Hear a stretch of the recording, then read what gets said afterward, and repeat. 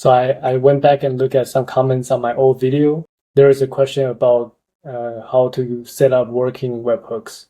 Do ask questions in the comment section. I will try to make a video and explain how to do whatever that you have in mind.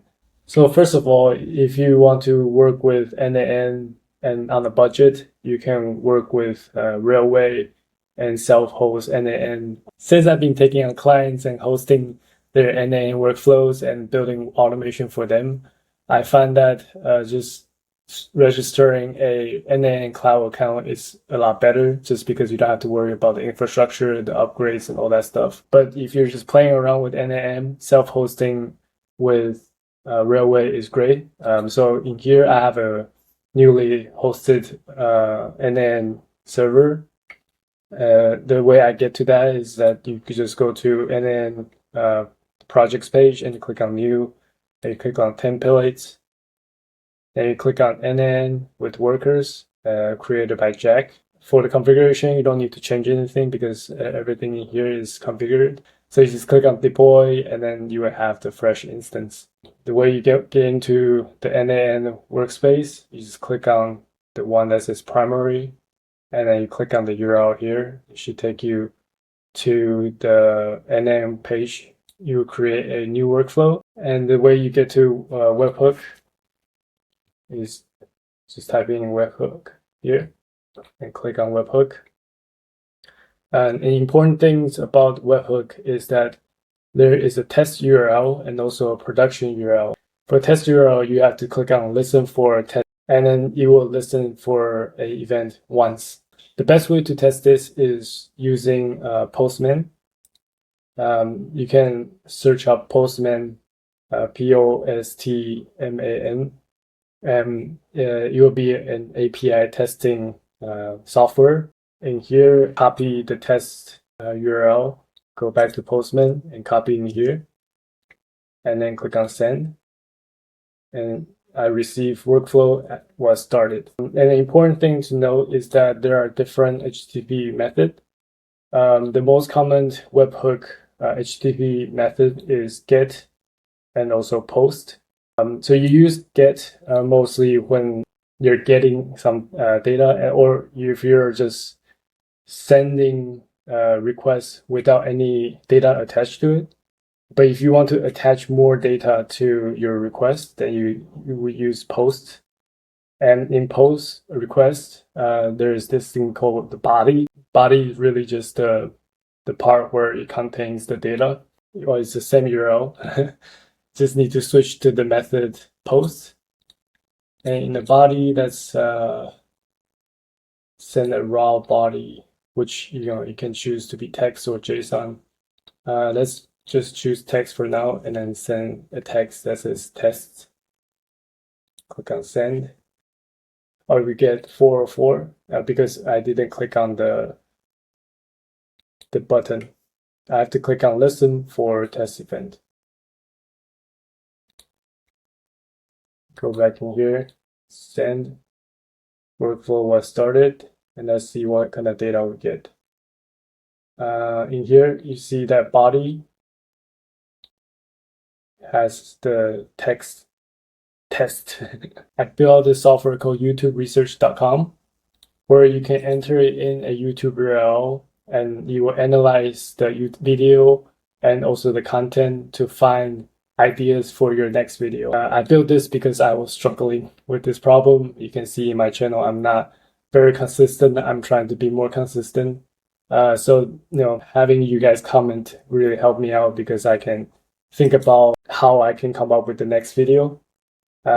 So in here, you can see the analysis of the video. I put in Nate Herc's video, and it spits out 44 ideas from his video. Backend is done in n8n. It has an n8n workflow, which is triggered by a webhook.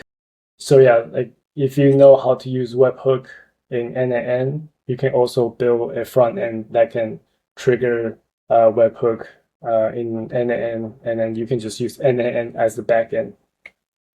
So that's pretty much it for the webhook. If you're using n8n cloud, the process is about the same. You just don't have to have the initial setup for. But there are other things that are related to webhook, which are authentication, which is also very important if you want to put in something that is actually running in production. For example, like for the youtuberesearch.com I just showed you, I'm using JWT auth, which means that you will pass a token, make sure that the data is sending to n8n safely. There are other types of auth, basic auth. You can look at this. You have to put in a username or a password.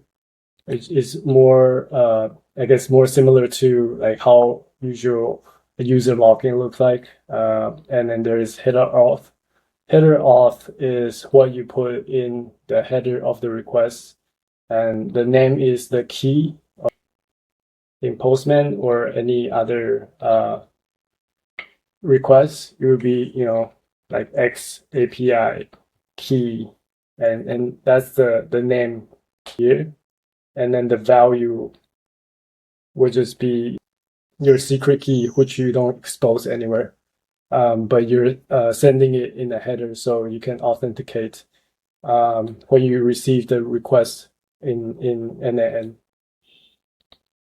To be able to use the production URL, you have to activate the webhook, which you click on here.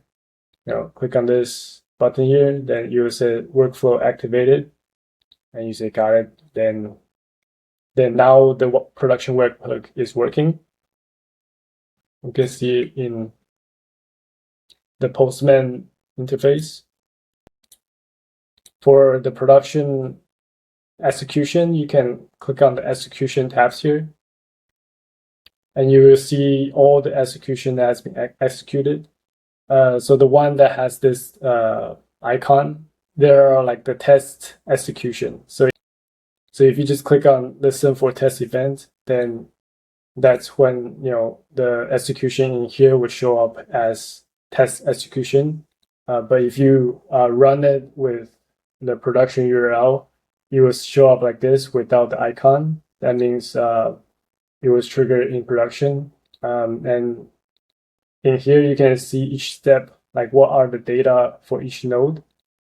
This is very useful when you have something running in production and something went wrong, maybe like an API request didn't go through. You can always go in here and then find out what's going on. So that's it. Hopefully that was a very clear answer to how do you get set up with webhooks on n8n. If you have any other questions, please do leave a comment. I promise I read them more often and try to make more video more often. Yes, and so please keep them coming. Thank you. Bye-bye.